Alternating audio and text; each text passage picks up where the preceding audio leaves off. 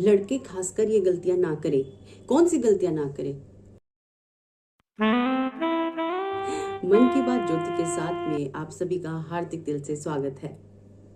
दोस्तों, लड़के बहुत सारी एटीट्यूड में, कॉन्फिडेंस में और बहुत ही फन टू मिजाज में जो है किसी भी लड़की वालों से या किसी भी लड़की से जब मिलते हैं तो बहुत सारी चीज़ें भूल जाते हैं कि एक लड़की क्या एक्सपेक्ट करती है अपने होने वाले जीवन साथी के साथ, या फिर अगर जीवन साथी नहीं है तो भी गर्ल्स के संपर्क में तो आप होंगे ही, और नहीं भी हैं तो मैं आपको बताना चाहूँगी कि एक समझदार लड़की या नेस जो लड़की होती है जिसका कॉन्शियस थोड़ा माइंड थोड़ा सा एजुकेटेड है और जो सेल्फ इंडिपेंडेंट है, रिस्पेक्टेड है, अच्छे घर से ताल्लुक़ रखती है, सोसाइटी में जो अच्छा व्यवहार करती है, तो वो एक्सपेक्ट भी यही करती है कि हमारे सामने वाला जो व्यक्ति है वो भी पोलाइट हो। सबसे पहली बात, पोलाइटनेस जो है वो बहुत ही एक अहम भूमिका निभाती है सोसाइटी में। अगर हम किसी से बातचीत करते हैं या हम किसी से पहली बार मिलते हैं या हमें किसी से कोई भी अपनी बात रखनी है, तो दोस्तों सबसे पहली चीज़ है पोलाइटनेस।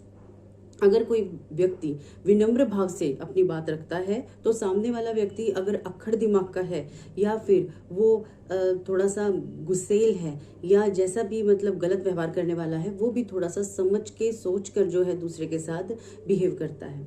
और जहाँ तक बात रही लड़कियों की, तो लड़कियाँ जो है पोलाइटनेस में बहुत ज़्यादा विश्वास रखती हैं। हाँ, हो सकता है अपना अलग अलग नेचर हो, लेकिन पोलाइटनेस जो है वो आपके बिगड़े काम को भी बना सकती है। इसलिए हो सके तो पहली मुलाकात में आप पोलाइट हों और विनम्रता से अपनी बात रखें और विनम्रता से ही जो है बातचीत को आगे बढ़ाएं। दूसरी बात रहती है रिस्पेक्ट की। देखिए फ्रेंड्स, कहीं पर भी आप जाते हैं, चाहे आप लड़की देखने जा रहे हैं या आप किसी शादी में जा रहे हैं या और भी कहीं पर आप किसी से बातचीत करना प्रारंभ करते हैं, तो सबसे पहली बात आती है रिस्पेक्ट की। अगर आप किसी को रिस्पेक्ट देंगे तभी आपको रिस्पेक्ट मिलेगी। अगर आप ही गलत तरीके से व्यवहार करेंगे, अभद्र तरीके से किसी से बातचीत करेंगे, तो दूसरा व्यक्ति आपकी जो first impression is a last impression वाली जो धारणा है उस पर आधारित हो जाएगा। हमें नहीं पता सामने वाला व्यक्ति जो है वो कौन से भाव रखता है, लेकिन रिस्पेक्ट जो होती है वो बहुत ही ज़रूरी है आपके लिए भी और सामने वाले के लिए भी।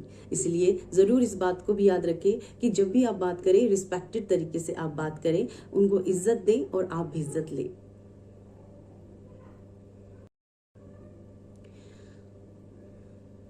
तीसरी बात आती है डिसेंट बिहेवियर। देखिए, डिसेंट बिहेवियर में बहुत सारे जो हैं विचार हम रख सकते हैं। सबसे पहली बात तो यही आ जाती है, जब आपके सामने कोई बड़ा व्यक्ति हो तो उनको सबसे पहले आप हाथ जोड़कर नमस्ते कर सकते हैं, पैर छू सकते हैं, या फिर अगर आप किसी लड़की से मिल रहे हैं तो उनको भी हाय हेलो कैजुअल, एक जो हाय हेलो होती है आज के समाज के हिसाब से, वो आप कर सकते हैं। और सबसे पहली बात, जब भी आप किसी लड़के से मिले तो आप जो है पहले ही ना बैठ जाए उनके सामने, आप पहले सबको बैठने के लिए कहें और उसके बाद खुद बैठें।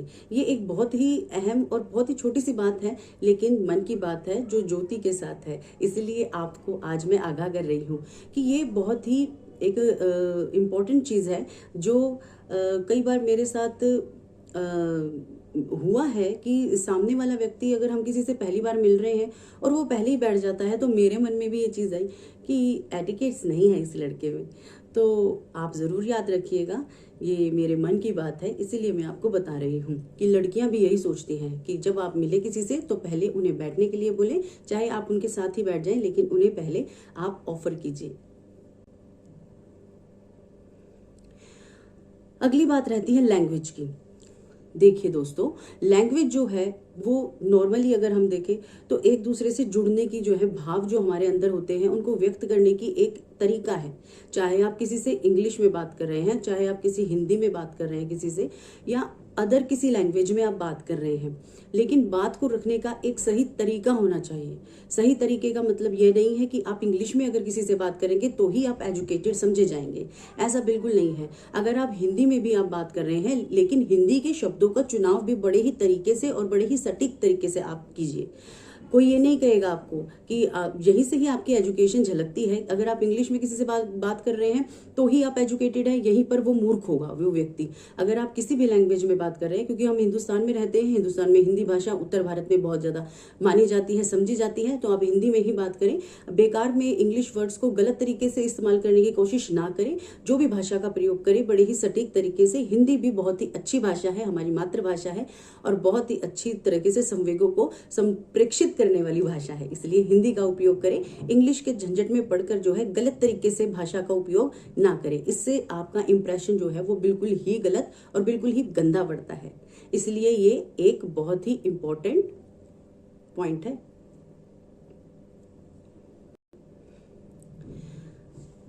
अगली बात रहती है सच्चाई की, ट्रुथ।